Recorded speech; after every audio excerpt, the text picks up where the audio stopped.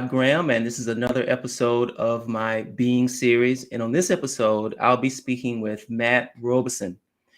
Now, before we get into this, let me describe a little bit about what the series is. It may be a little bit different for some.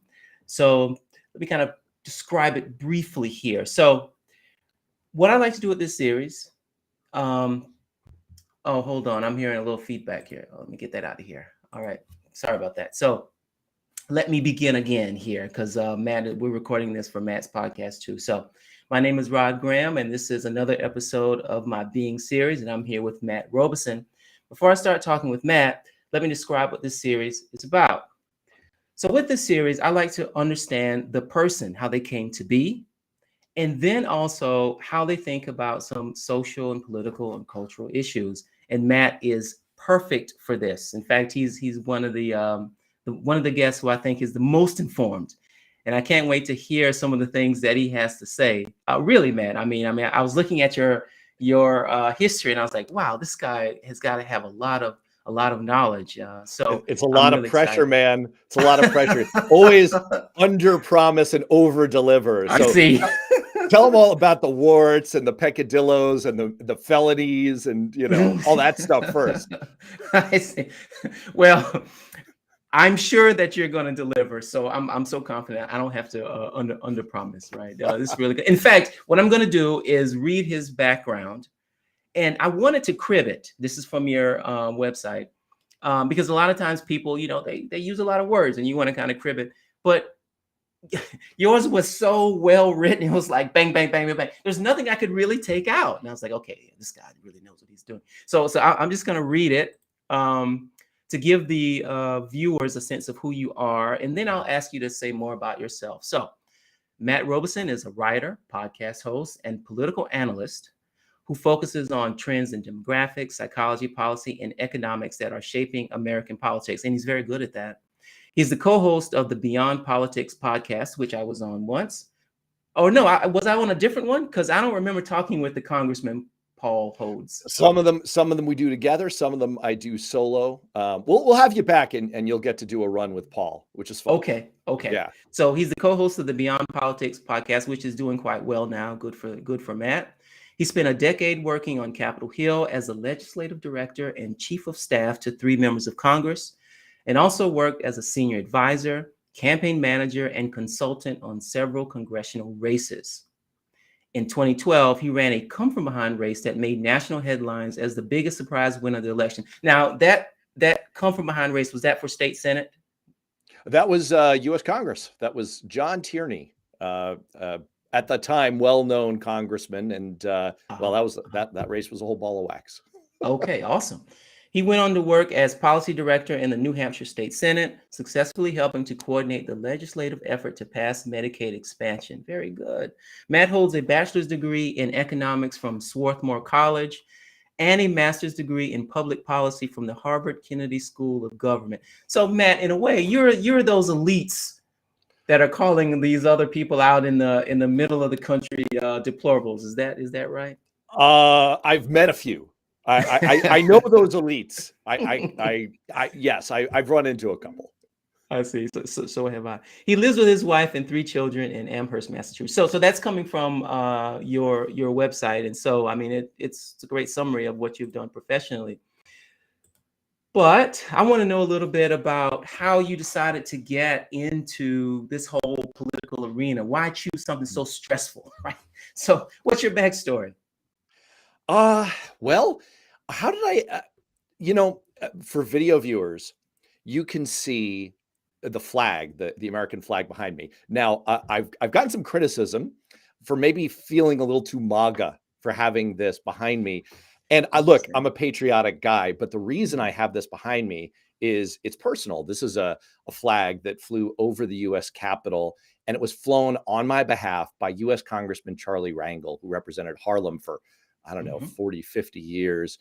Really an amazing guy. Actually, he titled his autobiography, his backstory was that he was serving in Korea during the coldest winter when so many U.S. service members were dying. And he had a moment where he was lying in a ditch with wounded comrades among him. They were all starving. They were all freezing. And he titled his autobiography, "And I Haven't Had a Bad Day Since." And that has really informed my entire approach to everything in life. I feel very, very blessed.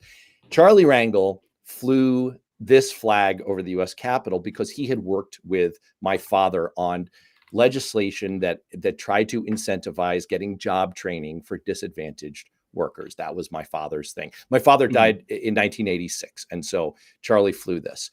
And, you know, I had this flag, and he entered a statement in the Congressional Record. And those things touched me so much as a young man that I just always felt a pull toward Congress, toward public service. And your father was in politics as well. You know, he was an overseas journalist. The backstory with him is, if you've ever read the Steve Jobs biography by Walter Isaacson, on page 14, he discusses a seminal moment in young Steve Jobs' life where he sees a cover of Life magazine showing starving children in Nigeria during the civil war known as the Biafra War. And he went and questioned his priest, how could this be? And he didn't receive a satisfactory answer. And that set him on his lifelong journey toward alternative systems of thought that may have actually harmed him in the end, because he didn't believe in Western medicine. That cover photo was shot by my father, who spent a lot of time in Africa, covering civil wars there, a lot of time in Eastern Europe. And so that was his perspective. He later, through several machinations, got roped into doing work in Congress. He wasn't really in politics, but he did get involved kind of from that angle, because he really believed in job training and opportunity. Okay. So you got into politics. Was there anything else like you want to be a baseball player or something, or astronaut? Well, you know, I thought I was going to be a psychology major. And then I thought I was going to be a political science major, kind of similar. And then I fell into economics, which turned out to be, I think a lot of people have gone through this kind of a process in college where you find the thing that's your thing. And as soon as I found my thing, that really clicked for me. It was really only later, after I'd had some jobs in economics, and then I went to grad school, and I realized, you know, there's a pathway here. And I had mentors who inspired me. One of them was I'm a Democrat. One of them was Republican Congressman Mickey Edwards, who was one of the right-hand men for Newt Gingrich. But he was and is a very thoughtful, reasonable guy, just different ideology from mine. And he really helped turn me on to the idea of, you know, I could do this. I could be a congressional staffer, and I could get to be part of some of the personal acts of making a difference in people's lives that I had felt through Charlie Rangel's work, and also bigger enterprises in trying to make policy and do the kinds of things that only government has the power to do to make a difference in people's lives. So that's what kind of got me going down that path. Okay. So I want to eventually get to your thoughts about the Democrats as they are now, the left. But I want to ask you about one of your jobs, and that is as a campaign manager. Now, I'm asking that because I think a lot of folks, including myself, we might be political animals in that, you know, we want the government to reflect our values and we'll vote that way, or our beliefs, or the things that we want done in the world. But we're not clear about the machinations and all these things that go on but behind closed doors. And I think this notion of a campaign manager is kind of good to center on. So what does a campaign manager do? I think machinations is a great word for it, because I was in a training for the Democratic Congressional Campaign Committee back in 2006. And James Carville was the guest speaker, came in, talked to all of us. We were all bright, young, you know, bushy-tailed, young operative types, and getting into the campaign game. And he said, you know, most people think campaigns you sit around, you drink coffee, you talk strategy, you got one thumb in your It mouth. just sounds like that's how he would start. Yeah, right. And his tagline was, you're talking strategy. You got one thumb in your mouth, other thumb up your butt. You switch them every half hour. You think you're accomplishing something. And I have no idea what that means. That's James Carville. I have no idea what that means, but it really stuck with me because it does capture something that we do have kind of a view that, you're going to look over a map and you're going to say, let's go there. That's the place. There's a little of that. There is definitely some of that. I mean, understanding, the numbers but it is much more your word, the machinations. One of the smartest campaign consultants I ever worked with, one of the most able and creative on that race that we were talking about, that come from behind win in 2012, where everyone wrote us off. We were picked by roll call, the Capitol Hill newspaper, as the number one race most likely to lose. And, and we won. And, that consultant said to me, you guys won this race 6 months ago on a spreadsheet. And he gave me a compliment. He said, that budget that you put together, that spreadsheet where you planned out how you were going to deploy all of your resources week by week, you tracked everything you were going to do. That's where you won the race. And it was the best version of that I've ever seen. And now I'm going to sprain my shoulder, patting myself on the back here. But the point is, I think that has a lot more to do with being an effective campaign operative, an effective campaign manager, than doing highfalutin strategy. There are plenty of really super smart people that I've worked with. Like the pollster I worked with most closely, he's actually been a guest on my show. He's coming back in a few weeks, John Anzalone. He's Joe Biden's pollster. I know people like that. Believe me, someone like that is a much better strategist than I am. I'm comfortable with that. That's not my job. I'm not, if you're the conductor in the orchestra, you're not the best violinist and you're not the best percussionist, but you know how to make all the pieces fit together. You know how to form a plan. You know how to managing the candidate. That's where that psychology comes in. You need to have a lot of skills that you don't think about and that don't strictly fall under that. Oh, it's about strategy. Logistics eats strategy for breakfast. And every race that I've been on that's been successful has won based on logistics. It's grinding. It's doing the little things. It's the grunt work that's thankless, but that's where the winning edge is, because it's not, I have yet to, it's funny that I'm in a communications profession now, because I don't believe in magic words. I don't believe there's a magic combination of words that will unlock things, a winning message that is the one platonic ideal of a message. I think it's in the mechanics, the machinations, as you put it. Okay, you mentioned that spreadsheet. I thought that was interesting, and the idea is that you're deploying resources so efficiently. What are the resources? It's your money and your time. Look, in the universe, there's really only one thing you learn in economics is there's really only one limited resource, and it's time. And there are so many things you can do when you're running a congressional office or a campaign. It's all politics in a sense. There are so many things you can do with deploying your time. And I mean the time of all the people who are involved, because it is a team sport, team all the way. And there's so many activities you could be doing at any time, different interest groups you could be meeting with, you could be focusing on raising money. You could be focusing on writing legislation, giving speeches, visiting certain key places, getting photo ops. You could be doing, and there's so many flavors and combinations, activities that people can be devoting themselves to. Well, what's the best, most efficient combination? It's very, very hard to know. And it's as much art as science.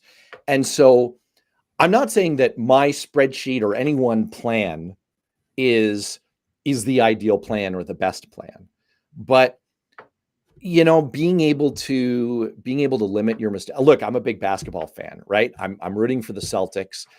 Why do the Celtics lose? Turnovers, mistakes, well, mostly turnovers. So, what you're doing in deploying your resources is you're going to make mistakes. You got to limit them. You're Mhm. going to not spend efficiently. You got to limit that. I'll give you a concrete example if you like. Sure. In that tyranny race, because there was so much prognostication about the fact that we were going to lose, there's this weird effect in politics where people like to back a winner, which is why AOC, for example, AOC raised $20 million in her last race and she won by 50 points. There is no way on God's green earth that she's going to lose. People like to back a winner. And so our opponent, and the guy I was working for, great guy, the kind of guy you want in government, so smart, so dedicated, so hardworking. And by his, I hope he's listening to this because, John, you'll agree with me, not the most gifted politician, a great public servant, not a natural politician. So we were getting outraised. We weren't going to have as much to deploy. So if you're overwhelmed in a battle, you've got to deploy the forces you have more intelligently than the other side. Mhm. And what we were able to figure out was there's a particular mechanism you can use where you can basically double your money, double the impact of your money, get more money from the party if you run certain types of ads. And that's what we did. And we figured out a very smart mixture of message and the kinds of ads we could run that basically made our money stretch twice as far. So even though we had half as much money, we were able to communicate just as much as the other side. We were able to put all of our battle assets on the field to maximum effect. Wow, that's awesome. Okay, so I have two thoughts in my mind. One is like, man, that's really cool. That's really smart, and I feel that just from I'm a professor, but I'm doing a lot of administrative things, and this idea of, okay, you don't have a lot of resources, so you got to deploy them smartly, and I mean, I get that, and I feel that. On the other hand, I'm like, you mean to tell me it's not the inspiring politician getting up there and rallying, the citizens and the troops and everything, not that? Man, It 'cause of is course some of that's that. more romantic, Yeah, look, I mean, you got to have a good candidate. Mhm. You got to, well, look, you got to have at least a minute. You got to have a candidate with skills. I mean, I was talking about John before. I mean, he's got some skills. He was a member of Congress for Mhm. 16 years. You don't just have a career like that by accident. But look, you're a professor. You work with young people all the time. And you definitely, this, professionally, you're trying to get the best out of these people. You've got to get the best out of your team. So there is a psychology. One of my first experiences in politics, I volunteered on the 1992 Bill Clinton campaign. He was appearing in Philadelphia and he was organizing a press conference with all these generals and admirals because he was getting pummeled at the time for being weak on the military, weak on foreign policy. So he wanted to get a lot of top brass up there on camera with him showing, see, me, military, good.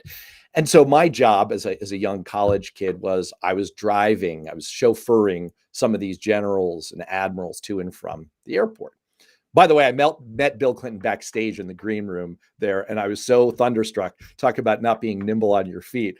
Like I shake out, I reach out to shake, and I wanted to say something awesome like, "We're all with you, Governor," or "Go get him, sir." And what came out was, "Governor," and he did this Bill Clinton thing where he did the handshake. He drew me in close. He said, "Thanks, buddy." And I was just like, "Oh my God, I love you." Anyway, on the way back from that press conference, I was in the car with a couple other staffers and we were taking a general. His name was General Comfort, which is coincidental. And we're going over that big bridge over the river in Philadelphia. And the driver got confused and he thought that the emergency brake was engaged. So he tried to disengage it and he engaged it. It was backwards. And so we spun out. We did a 480 on the middle of the bridge. We could have shut off the bridge. We didn't. Traffic is veering around us. Our hearts are going about 180 beats per minute. Finally, the driver kind of gets us back on course. We're limping along. I thought I was about to faint. And General Comfort speaks up from the back seat and says, that reminds me of a time I was running from the cops when I was 16 in my car. And he tells this whole story about running from the cops. It was hilarious. I won't belabor it. By the time he was done with that story, we're calm, we're laughing. And I thought, well, that's leadership right there. Mhm. That's understanding the psychology of young people and how to channel their emotions and their focus in the right direction. That's what you do as a professor, as you work with young people. That's what a good campaign manager who's working with young people who have a ton of energy and just, need a little bit of focus and direction. That's what a good campaign manager does too. Okay. Let's thank you for that. That's wonderful, those stories. So I don't know General Comfort, but that's a cool name. I might look him up and see what It he was sounds like all a about. pseudonym. That's not real, right? It's like Basil Exposition. It's like, really? Okay, I'm gonna read a quote that I pulled from. I got this from something you wrote on Medium, but I imagine that it was published somewhere else first. But here's the quote. There are indeed deplorables out there. This is in reference to Hillary Clinton's infamous statement, basket of deplorables. There are also persuadables. To win, progressives need to win the long game with persuadables. And we don't drive social change among persuadables by being insufferables. So we've got persuadables, we've got deplorables, persuadables, and insufferables here. Now, kind of unpack that. What are you trying to say? I have a friend who is a young congressional and campaign staffer. His name is Trevor, real name, not a pseudonym. He told me one of my favorite stories. He was walking down the street and a random guy walked up to him and said, "You look like Eli Manning, a better version, no homo," which was the kind of thing one said at the time. This was like 2008. And my friend Trevor says, "Well, I am a homo, so I'll take it." And the other guy says, "Oh, right on." And then they fist bumped and they walked their separate ways. And what really stuck with me about that story is that was a moment where Trevor could have been very offended. He could have applied what the activist Stetson Kennedy got the country to do in fighting the Ku Klux Klan, which was to apply frown power, trying to give social sanction, the negative version of sanction, to unacceptable behavior, to make certain views unacceptable and to make people feel shame for them. So Trevor could have shamed this guy, but he has a positive interaction. He decides, I'm not going to see this kind of ham-fisted no homo moment and judge him by that. I'm going to meet him where he is, not look down on him. And what happens? They fist bump, they smile, they go their separate ways.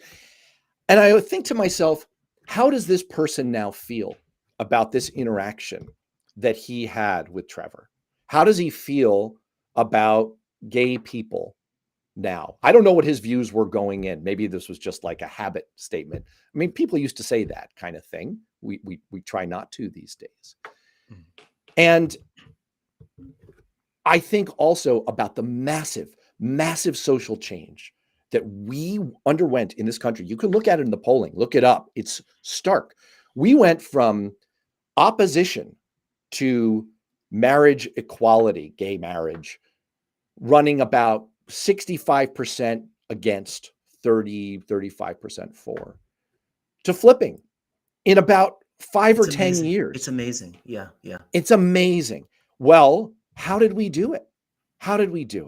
It's because we offered America collectively an inclusive, positive, non-judgmental vision of, hey, gay folks, they're your neighbors. They're the people you love on TV. They're funny. They're awesome. They're the queer eye for the guys who will make you look fantastic, and make your girlfriend really into you, whatever it is. And it was not judgmental. And so what I was trying to capture in that was there are deplorables out there. Deplorables are people who are not open to that kind of change in their hearts. Yeah. They're not going to budge. Okay, there is a segment of that. And that's what Hillary was trying to say. She's trying to say there are people we're not going to get through to. But we're not going to get through to the people like this guy on the street that Trevor met, who are persuadable, whose hearts can change, like we've seen happen in America it's clear we have the capacity for that. We're not going to get through to those people if we want to affect a change in the lexicon, a change in how we treat one another, a change in our values. We're not going to get through to them if we disdain them, if we look down on them. Frown power will not work anymore. We have to try smile power. They're persuadable. We're not going to get through to them if we're insufferable to them. And the final thing I'll say is, as usual, South Park captured this perfectly, absolutely perfectly. They did an episode where one of the characters gets really PC and his wife says, you know, ever since you joined this PC thing, all you do is bully people. You wait for them to say anything improper so you can jump down their throats for whatever words he or she used. And he responds, he or she is a genderphobic microaggression. You are a bigot. And so that's what we have to avoid. I'm not saying that we can't, you know, try to challenge or overcome problematic culture, problematic words, offensive things. I'm not trying to advocate for, hey, people who are being aggressed against, you just need to bear it in silence. We just need to be strategic about it. We have to think about what our objectives are. If we want change, we need a little bit more strategy and patience. That's all. Yeah, you know what? I think you're right. And I've kind of gone through a change myself and how to think about this. So I'm one of those folks who, I don't know if I believe in civility as much as I do a sort of, or maybe I believe in strategic incivility. Maybe that's better. In that, okay, there are indeed deplorables out there. Right. People who are resistant to change, and just acting like they don't exist, and being civil with those folks. Okay, fine if you want to do that, but I'm not going to. If I see someone who I think is being a bigot, and I actually really believe it through some clear thing, then sure, I'm going to say, look, man, you're being racist, or you're being homophobic, or you're being transphobic. I'll say it. But I think what's happened is we've expanded, or a lot of folks on the left have expanded what we think we should call a bigot to any kind of difference. And I just find that to be very problematic. It sort of came to me a little bit after the Christmas holidays, and I was in this I was in this chat room with a group of folks who are very left, probably left to me, and I realized, you know, everything that these folks are saying would suggest that everyone in my family is a bigot in some way. I'm like, no, they're not. Just because they have a little different view about gender roles, or they might be a little hesitant in what's going on with the trans activism, doesn't mean that they hate any of those groups or anything like that. And so I said, all right, I need to put the brakes on this a little bit. We've the acceptability, the norm of calling all these things bigot is just problematic, and it does push people away, and it is insufferable. I agree with you 100%. Well, and as a sociologist, you clearly appreciate the fact that we all respond to social cues, and we've been giving each other very powerful psychoactive social cues through social media for about a decade now, through the inception of the, boy, that's a fraught word right there, of the like and share and retweet features, which came into existence in 2009 and 2012, respectively. And so we're giving people, just like in the casino, you win, the lights go off, ding, ding, ding, ding, ding. You get that little dopamine hit in your brain.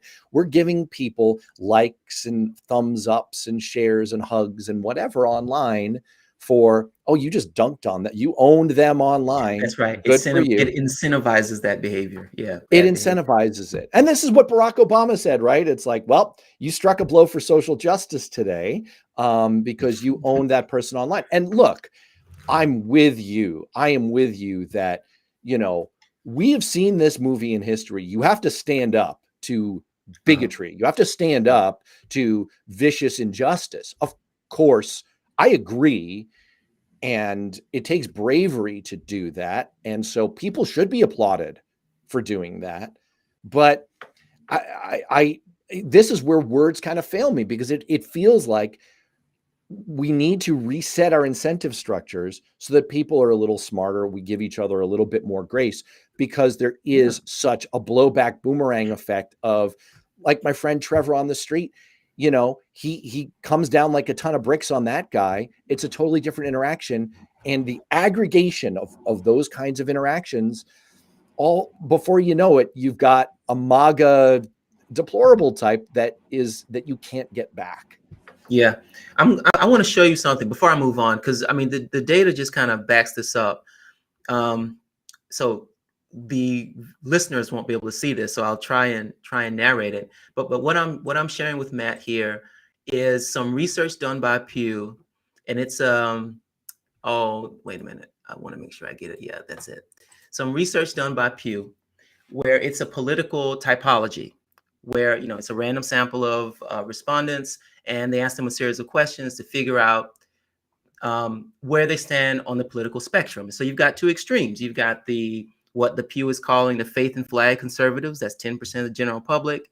And on the other end, you've got what Pew calls the progressive left. I wouldn't have used that. I think the progressive left is it's not just that extreme. But anyway, so that's the far end to the left. Now, what Matt's saying and what I agree with is that, look, you've got people who, sure, maybe on the far right of that spectrum can't be reached, but you've got so many people that we know are out there, right? This isn't just speculation, who are in the center, maybe center right, that can be had. Like these folks can be had. I mean, if you're someone like me who thinks that the left has the best policies and has the best way forward for society, I think we can reach those people. We just can't be insufferable, Right. And look, from a message standpoint, I just feel like what Democrats end up saying, and I'm translating here, turns into to many people, what it sounds like is, you are a bigot and you're so ignorant that you don't even realize how disgusting you are. But good news, we're here to help you. You're welcome. And I just don't see that getting through. Now I'm being a little tongue in cheek about it. Right. But one of the reasons why Barack Obama was so successful, I mean, there are many, is that he gave us all a way to feel good about ourselves. This feeling like, you know what? If we elect this man, it doesn't make up for a shameful history we have in this country, but it's our way of saying we're moving past this, and I will feel good about myself for being a part of that.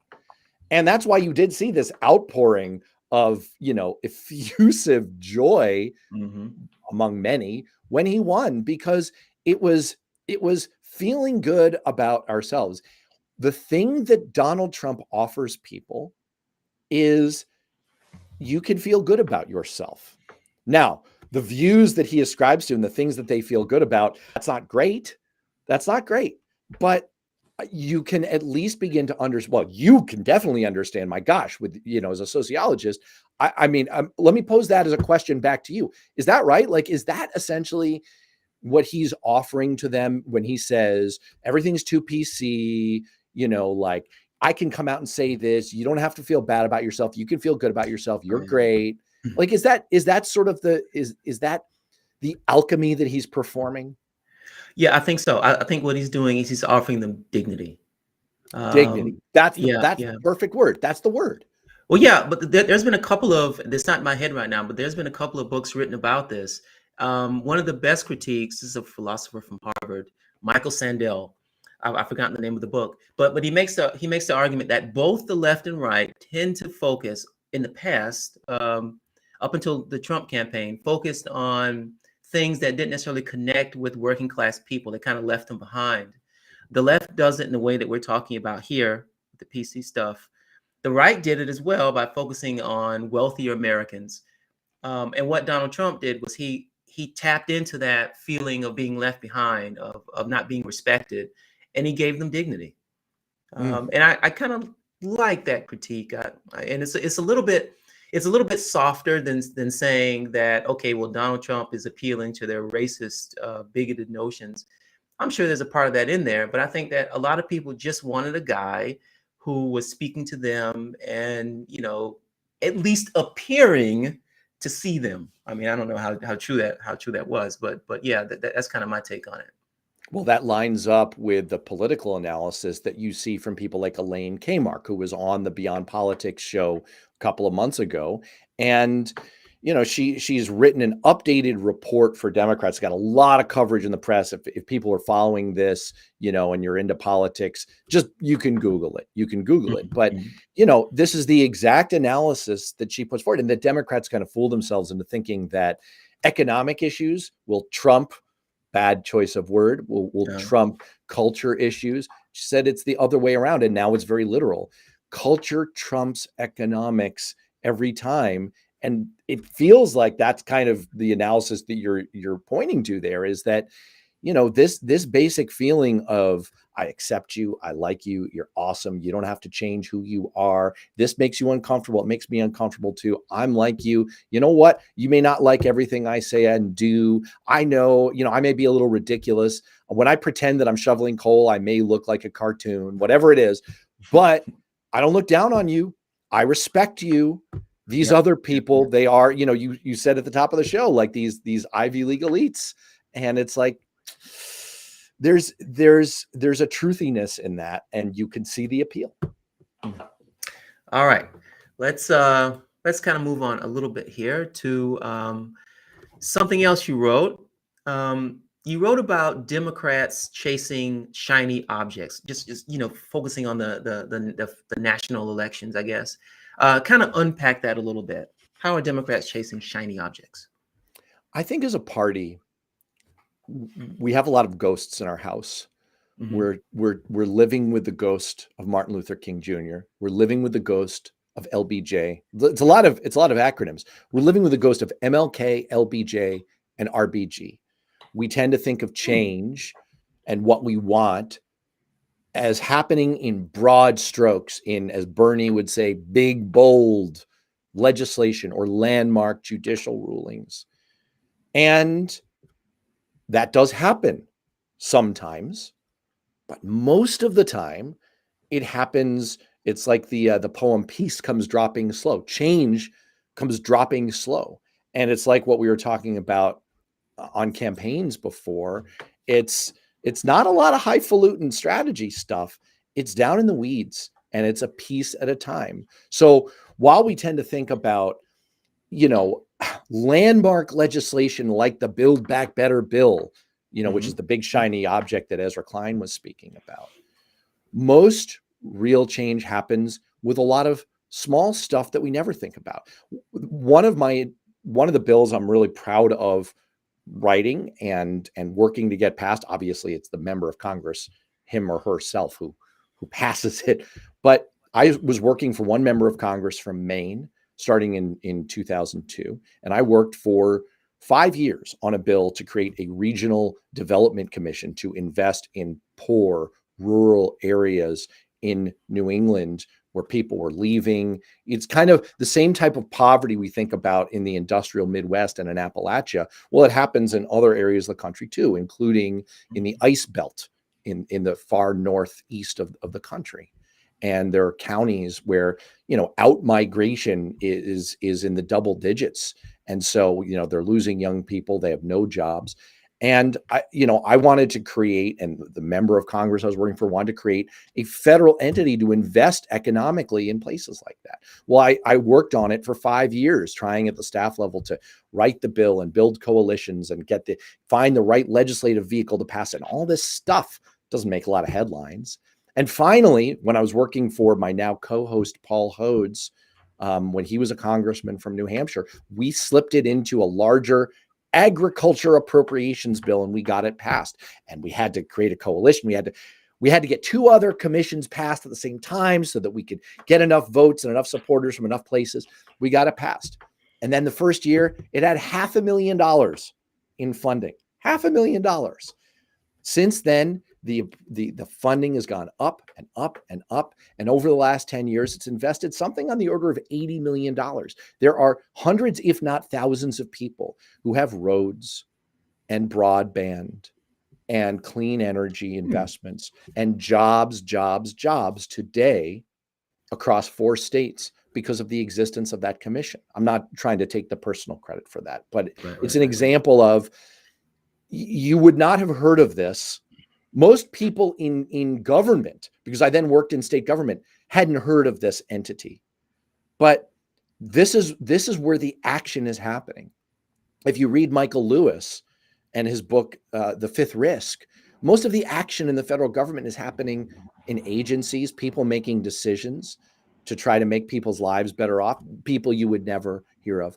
So my point is that that's true in government. We chase shiny objects, and it's true in campaigns as well. We're funding the challenger to Marjorie Taylor Greene to the tune of $5 million. This is something Jason Sattler wrote about on the editorial board, which you and I both write for.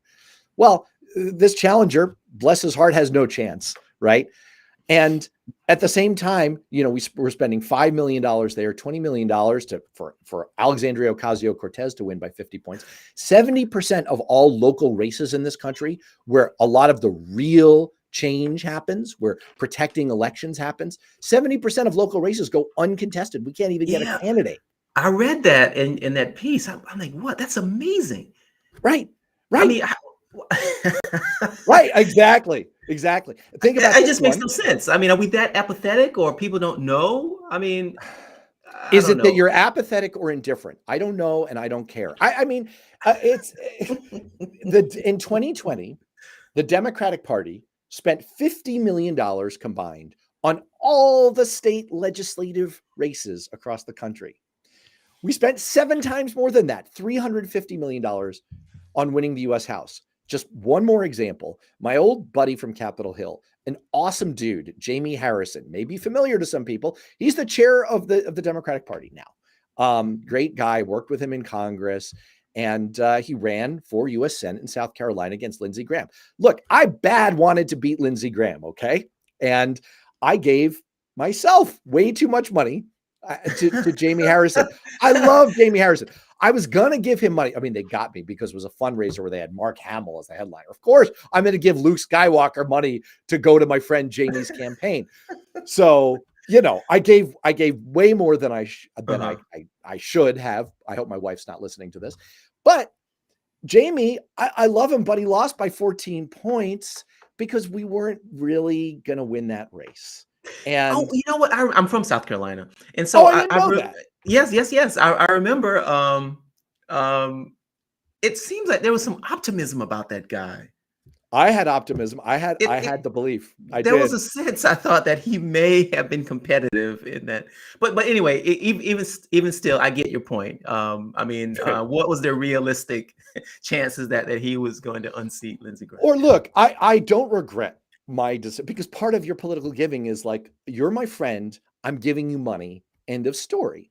Mm-hmm. But if we had given just, let me put it this way, if we had given just of the, 15% less to Jamie, I don't think it would have changed the outcome in that race very much, but we would have increased by 50% the amount of money we gave to state legislative races. Don't forget that all the gerrymandering, the takeover, the Tea Party takeover in 2010, that the Republican Party engineered at the state legislative level, that was financed by $30 million. $30 million in total. It was a scheme devised by Karl Rove. And, we talk about this in depth on my show on Beyond Politics with the former Ohio Democratic chair, David Pepper. $30 million. And he got all that leverage. So if we had taken just about that amount of money, about 15% of what Jamie raised, and put it into state legislative races in 2020, who knows? We might have had a much bigger impact. That's what I mean by chasing the shiny objects rather than doing the ground level work that's so important. Okay. And I think I said, so you quoted Ezra Klein in a recent editorial board piece who said that. I didn't say that at the beginning. But yeah, I that was interesting to me. I never thought about it this way. It makes sense to me. I might need to pay more attention to, a part of me wants to be in some sort of, have some kind of impact at the local level, but it just never stays in my head. You turn on CNN, then all of a sudden you're looking at what's going on Capitol Hill, and you forget about what's happening at the local level. So, well, here's what you can do. Here's what Okay. all the viewers and listeners can do. You can Google it. Unfortunately, now it's on the editorial board, which again, people should subscribe to that. Then you'll get all these things. But there's also a free version. Just Google it. It's on Alternet, and under my name, Matt Robison. And you can read and I put a ton of practical suggestions for how you can easily make more of an impact on the state and local level, where you can give.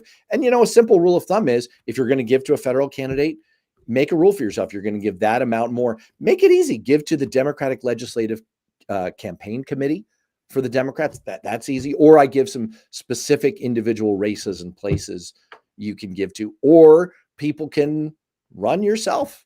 Go check out Run for Something, an organization founded by Amanda Littman, another previous guest on Beyond Politics. Yes, I checked that out. I did. Yeah. And there, she's great, and the organization is great, and people can get in the game themselves. Okay. Yeah, that's good advice. I went to Littman's page. It said young people, so I left it quickly. But it's not say, well, this is not marketed towards to me. No, you're young. You're young enough. Look, you're young. I think I'm older than you. So I don't know. I'm not sure. No, man. I am 47. So I'm up there. Got you. I'm 48. Yes. So you're young by definition. You're young if you say so. All right. Now I'm gonna ask you to grade our president. Now, you gave him an A+ after his first year, and I read that. I was like, A+, really? Okay, fine. So what about now? What do you grade Joe Biden? All right. First of all, I defend my grade. This was a 1-year grade. I defend my grade. I will admit, you are a writer. I am a writer. Sometimes the editor has a significant role. I'm not passing the buck. I'm not passing the buck. John has a way with the titles. With the title. And listen, I may have suggested, I honestly can't remember if I suggested this or not. Was I trying to be provocative? Yes, but intentionally so. I wasn't trying to be clickbaity. Some of my readers suggest, it's a clickbaity title. I'm like, I'm not. Of course, I want everyone to click on my article, right, but right. I wasn't trying to be clickbaity, right? I wanted to make a strong argument about the idea of, well, hold on a second, people, hold on. Because at the time in January, there were all these takes. Joe Biden is limping. He's struggling. He's failing. And I'm like, whoa, wait a second. A year ago, not to mention the few years that preceded it, this country was trapped in the back seat of a flaming car that was careening off a cliff. And now the fire's out and we're driving steadily in the other direction. And what you're telling me is, I don't know, this driver, he's a little slow, he's a little pokey. Are you kidding me? And so what I do in the article is I just give people a reminder, and I bring my receipts, all linked to the original source material of, let's just remember what I mean when I say we're in a flaming car heading over a cliff, the disasters we were living through, and the unending string of disasters that Donald Trump had wrought upon us. And say what you will about Joe Biden. I'd say that honestly, from a batting average as a president standpoint, he's probably batting about 250. Which is, I'd say, a little above league average. He did have some historic accomplishments in terms of big landmark legislation that he passed. People undersell the impact of the American Rescue Plan. 3 million American children lifted out of poverty. Do you know what the poverty line is in this country? If you are below the poverty line, you are in staggering poverty. Do you know that children under 18 are the poorest group in this country? That is a matter of national shame. So accomplishing lifting 3 million children out of poverty, and accomplishing the infrastructure bill, and accomplishing the boost to healthcare, and the turnaround in deployment of the vaccine that took us from the razor's edge with the pandemic. All of these things are massive, massive accomplishments. Now, did Joe Biden have some errors, some mistakes? Yes. And that's where I know the title is provocative, because like I said, I'm grading on a curve. You're the professor here. You do this from time to time, I'm sure. I'm grading on a curve because we were in flaming car heading over cliff. Now we are not. A plus. A plus. Okay. But yes, I mean, was the withdrawal from Afghanistan, was that painful? Did we lose 13 Americans? Did we lose hundreds of Afghans in the process? Yes. But look back in history and show me a war that ended without tragedy and pain. I can't find one.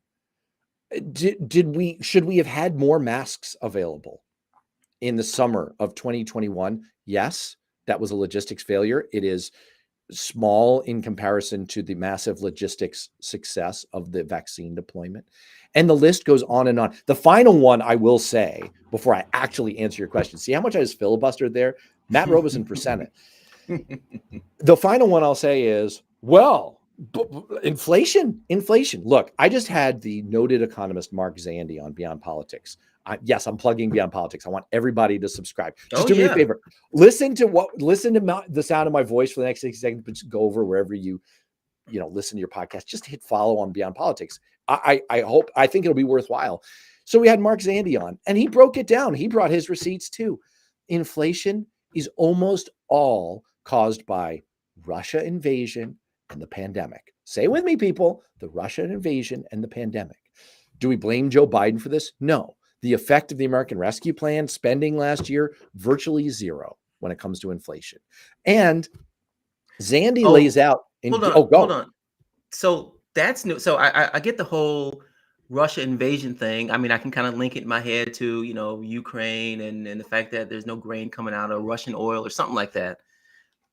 Then when you say the pandemic, I'm thinking, okay, fine. I mean, I'm not an economics major, but I kind of have some general idea. So people had a lot of money, they weren't spending it. So now they're spending a lot, right? So there's a and supply chain, demand for supply chains. Yeah, supply and demand. Supply chain.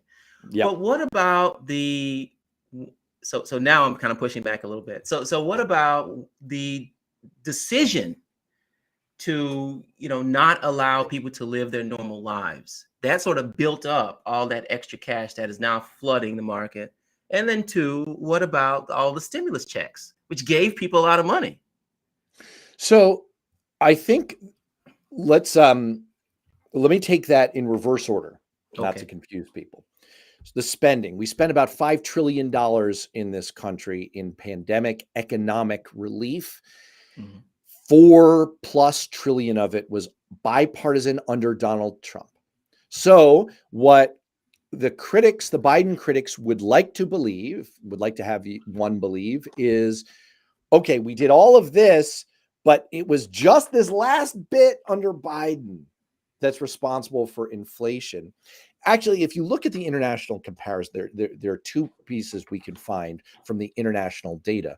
One is that economically, the US has fared far better than our European counterparts in most measures: jobs, unemployment, open positions, economic growth. That's because we took very robust measures to protect ourselves from the pandemic-induced recession. So we are clearly doing better than our international peers. Well, what about the inflation piece? Well, it turns out that inflation around the world and in our nearest comparison countries, the UK, Australia, countries in Europe, Germany, inflation's about the same. It's almost exactly the same as it is in here. So was our pandemic spending, was the American Rescue Plan under Joe Biden responsible for German inflation too? I don't think so. So and Zandi does a great job of unpacking this. He's also modeled it, and there's a chart. If you follow me on Twitter, so if you go, and I know you've put that up on the crawl, I'm at Matt L. Robison. I just posted this. I posted the whole thread from the Zandi interview and his numbers, and you can look at the modeling. So, so that's the pandemic piece of this. As far that's the inflation piece. As far as the pandemic piece goes, this is so hard because this is what happens after a hurricane, and you have a successful evacuation. No one gets hurt. Everyone says, well, we overdid it. you know, look at that. Looks like the government, crying wolf again. When we don't have a successful evacuation and there's a lot of harm caused, it's like failures, incompetence. So, I would say that benefit to cost, we benefited a great deal more from pandemic restrictions that saved lives and decreased economic impact overall. And the other sneaky secret, and this is something that I put into that article that you were referencing, is I don't know. I mean, I think that if you look at the map of where there were mask mandates and restrictions, even at the end of 2021, most of the country, they were gone. So there were all these headlines at the beginning of this year, Democratic governors scrambling to lift mask mandates and pandemic era restrictions. It's like, okay, you're the last ones. For most of the country, for most people in America, that is a long gone thing. So I just don't think that the pandemic was having a significant impact on people's lifestyle. And I don't think it has been for much of the last year. Am I wrong? Okay. Maybe I'm wrong about that. Well, I mean, here in Virginia, we lifted our mandates, I think, as soon as we got our Republican governor. I think he lifted the Right. mandates. Very So it first was thing. last year. Yeah, Yes, yeah. So I mean, I don't know. I mean, maybe you're right. Maybe you're right. So okay, fine. What's the grade before I move on What's here? the We're grade? hitting up on the hour. Oh, I was going to squirm out of that, man. Come on. What's the grade? You can give a range. You could say, well, it's All right. Look, I gave the on the curve A+ for year one. And I think that it is fair to say that politically we could be in a better spot than we are now. There were some unforced errors. The Build Back Better plan, I know my friends who are further left than me are going to be angry at me for saying this, but the way we went about that was a mistake. I've had as a guest Ben Ritz from the Progressive Policy Institute, who coined this idea of, what if we had just made Build Back Better? No one knows what's in it. What if we had just said, this is the kids and COVID bill? It's kids and COVID. And we had just made it about childcare and whatever pandemic needs we still had. And that was it. And we had kept it a little smaller, a little more restrained. We could have gotten Joe Manchin. We could have gotten Kirsten Sinema.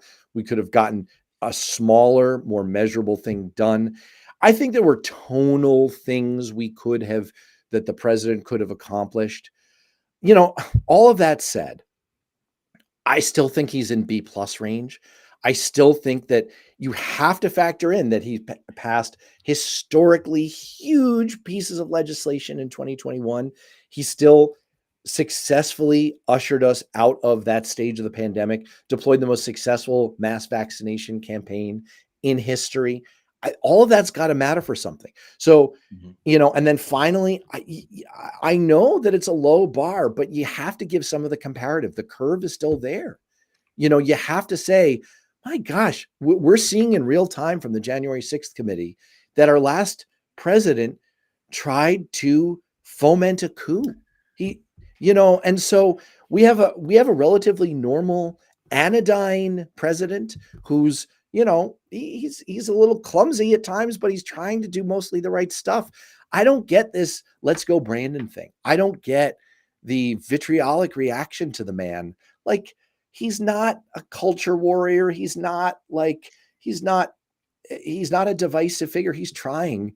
And so B+ for me. What about you? I would say he's average. He's an average president. But how do you grade Professor Graham? What's your average? Well, that would be a C+. I think you're losing all your students for next semester. They're not going to sign. Yeah. If your average is a C+, they're like, I'm going to take something else. That's true. They'll put it on Rate My Professor. This guy's a bad grader. Take somebody else. Exactly. This guy's, my average about an A-. All right. Well, this has been fun, Matt, and I like to keep the guests to about an hour if possible. So let's kind of end with this. What's next for you? What's next? I'm very proud of the fact that in May, the Beyond Politics podcast hit the top. We cracked the top 40 on the Apple Politics podcasts charts. And that's great. And it's a great start. And what's next for me is I am just really dedicated to getting great guests, smart, thoughtful people like you. And I'm getting you back. That's one of the things that's next. Yeah, I'll come back. You're coming back. All right. I should have made that a question, not a statement. We're getting you back, but we're getting smart, thoughtful, interesting people back. And I am going to try my darndest to keep offering people quality, thoughtful, engaging, interesting. You're going to learn something. You're going to have some fun with it. Content on video and audio. And I want to crack the top 20 and I want to stay there. So that's my goal.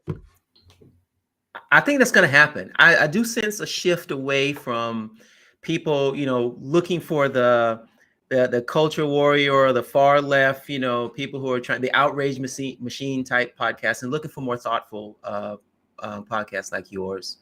So I'm sure it's going to happen. And I think when you had me on, I was like, man, this guy's a natural. I mean, it's just a matter of time. So, thanks. Yeah. Well, I appreciate it. We always have great conversations. We're gonna run this back. This time we'll do it as a home and home. We'll do it on my show, and we'll do it as video too, because you're really good on video. We got thank you. You've got a face that sells. It's like I kind of trust this guy. We've got to insert more advertising. It's like we got to get a good brand that wants to be associated with this trustworthy face. Yeah, maybe we'll see how it goes. That would be nice. Okay, Matt Robison, thank you for joining me on another episode of my Being Serious. My pleasure.